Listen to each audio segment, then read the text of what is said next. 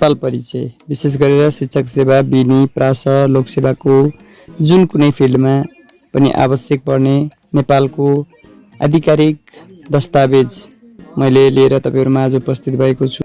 यसमा 408 पेज रहेको छ र मैले 10 मिनेटमा कति सक्छु मैले यसको सिरिज बनाउँदै छु। तपाईहरुलाई कुनै पनि नछुटाइकन हेर्नु होला। यदि तपाईलाई नेपालको वास्तविक परिचय, नेपालको आधिकारिक सामग्री लिन मन लागेको छ भने र यो कसले प्रकाशन गर्छ, सबभन्दा पहिला यो कति आधिकारिक हो, सूचना तथा प्रसारण विभागले यो प्रकाशन गर्ने गर्दछ र यसमा पुस्तक नेपाल परिचय, प्रशासक नेपाल सरकार, सञ्चार तथा सूचना प्रविधि मन्त्रालय, सूचना तथा प्रसारण विभाग, सञ्चारग्राम, तिलङ्गा, काठमाडौँ, नेपाल भनिएको छ। यो सुरुमा 2069 बाट सुरुवात भएको थियो। त्यसपछि अहिले 78 असारमा यो 9औं संस्करण आएको छ र यसमा तपाई देख्न सक्नुहुन्छ यहाँनेर यो नेपालको नक्सा, अहिले यो पछि परिमार्जित नक्सा यहाँ डिजाइन गरिसकिएको छ। त्यस्तै गरेर अब यहाँ राष्ट्रिय गानको विषयमा पनि लेखिएको छ। तपाईहरु यहाँ देख्न सक्नुहुन्छ। यो एकदमै इम्पोर्टेन्ट बुक हो। यदि तपाईले पाउनु भएको छैन भने तपाईले यसलाई अवश्य डाउनलोड गर्नु होला। परिमार्जित 9औं संस्करणमा लेखिएका कुराहरू यहाँ चाहिँ के कुराहरू छन् हैन, नेपालको विषयमा सम्पूर्ण कुराहरू रहनेछ। जस्तै नेपाल स्वतन्त्र, अविभाज्य, सार्वभौम सत्ता सम्पन्न, धर्मनिरपेक्ष, समावेशी, लोकतन्त्रात्मक, समाजवाद उन्मुख, संघीय, लोकतान्त्रिक, गणतन्त्रात्मक राज्य हो। नेपालमा बहुजातीय, बहुभाषिक, बहुधार्मिक, बहुसांस्कृतिक तथा भौगोलिक विविधता रहेका छन्। यिनै विविधताले नै नेपाललाई विश्वमै पृथक एवं मौलिक पहिचानको रूपमा स्थापित गरेको छ।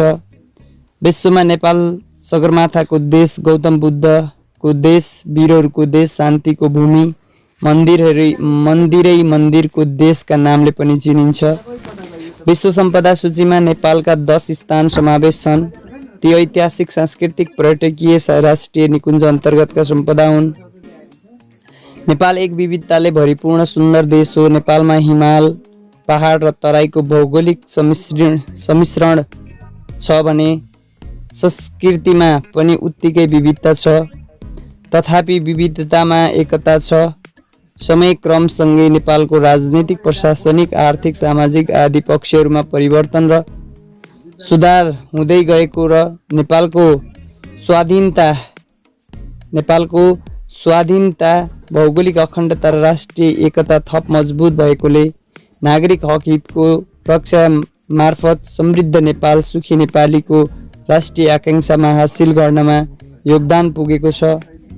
नेपालको समग्र पक्षबारे जानकारी दिने उद्देश्यले तयार गरिएको नेपाल परिचय पुस्तकमा नेपालको भौगोलिक अवस्था, राजनीतिक, संवैधानिक विकास, वर्तमान शासन प्रणाली, प्रशासनिक व्यवस्था, आर्थिक व्यवस्था तथा विकासका प्रयास, विभिन्न जाति, भाषा, धर्म, संस्कृति समावेश गरिएको छ। यस पुस्तकले नेपालको पूर्व मेचीदेखि पश्चिम महाकाली पारी, नेपालको भूमि महाकाली नगरपालिका, दोधारा, चाँदनी समेतसम्म तथा उत्तर हिमालदेखि दक्षिण तराईसम्म र सातै प्रदेशका सबै विषयलाई संक्षिप्त रूपमा समेटेको छ। पुस्तक प्रकाशनलाई निरन्तरता दिने क्रममा परिवर्तित सन्दर्भलाई सम्बोधन गर्ने गरी आधिकारिक तथा तथ्य र प्रमाणमा आधारित रहेर संघीयताको स्वरूप, हालको अर्थ व्यवस्था, नेपालको नयाँ नक्सा समेत समावेश गरिएको छ।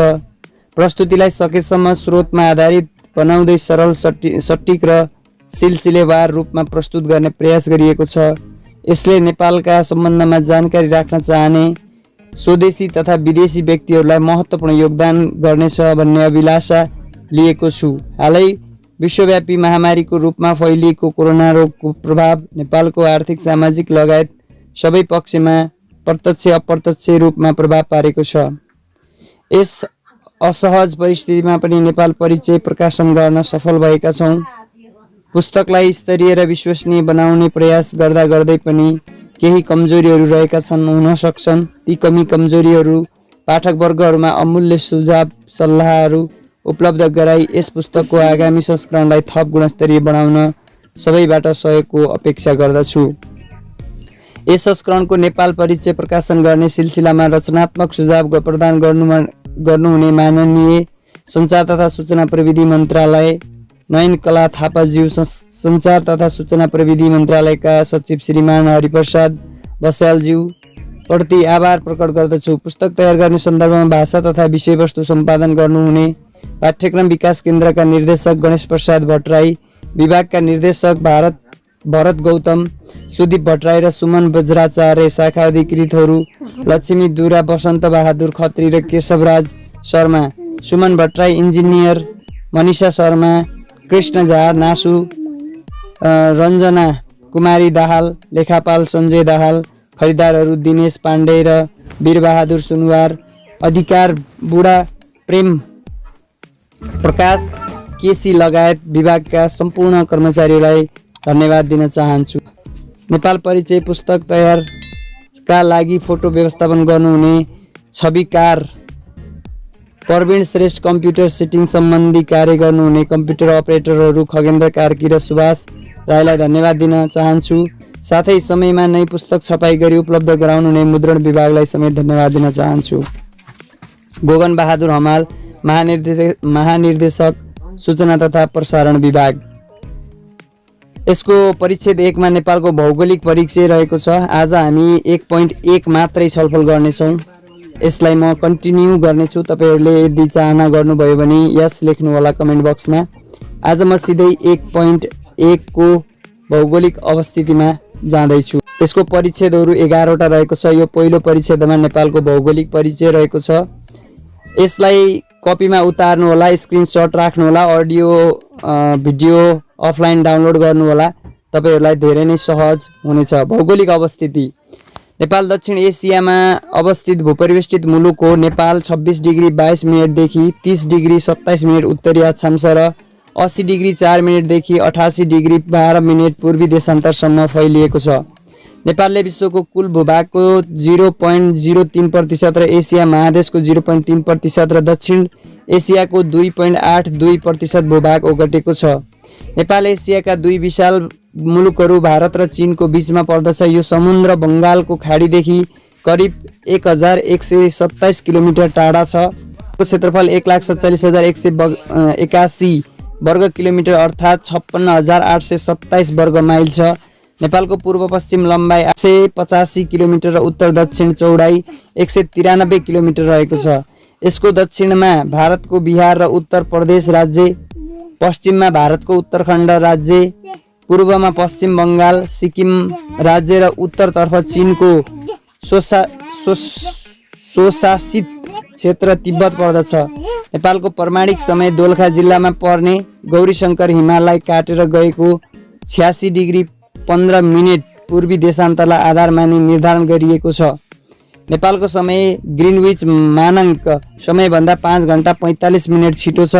यो समय विक्रम सम्वत 2042 साल वैशाख 1 गतेदेखि लागू गरिएको हो।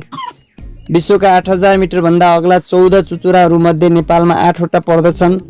6000 मिटर र सो भन्दा अग्ला चुचुरा 1300 भन्दा बढी छन् र मुस्ताङ इलाकामा मात्र यस्ता लगभग 301 चुचुराहरू रहेका छन्। नेपालमा हिमालयका साथसाथै कोशी, गण्डकी, कर्णाली जस्ता ठूला नदीहरू र रारा, फेवा, गोसाइकुण्ड जस्ता सुन्दर तालहरू रहेका छन्। भूस्वरूपको विविधताका साथै जलवायु र मौसमको अत्याधिक विभिन्नताले गर्दा उष्ण, अर्धोष्ण र सूक्ष्म तापीय, टाइगा र टुन्द्रा प्रकारका जलवायु नेपालमा पाइन्छन्। नेपालको भौगोलिक भौतिक स्वरूपमा उचाइगत विविधताले भौगोलिक भिन्नताको अवस्था सिर्जना गरेको छ। विश्व मानचित्रमा नेपाल सगरमाथाको देश, गौतम बुद्धको जन्मस्थल, लुम्बिनीको देश, विशिष्ट झण्डाको देशको रूपमा समेत परिचित छ। यसरी हामी आज 1.1 लाई सम्म टिपोट गरेर 13 पेज नम्बरसम्म पुगेका छौँ र तपाईहरूले यो सबै कुराहरू भोलि म 1.2 भौगोलिक विभाजनबाट म सुरुवात गर्नेछु। तपाईहरूलाई भन्दै यो भिडियोलाई यहीँ रोक्न चाहन्छु र जाने बेला भन्न चाहन्छु, स्वस्थ रहनुहोस्, मस्त रहनुहोस्, पढाइमा व्यस्त रहनुहोस्। म आउनेछु फेरि जोस र जानकारी सहित अर्को भिडियोमा। त्यति बेलासम्मको लागि सबैजनाको दिन सुख रहोस्, शुभ रहोस्। जय नयाँ बिजन।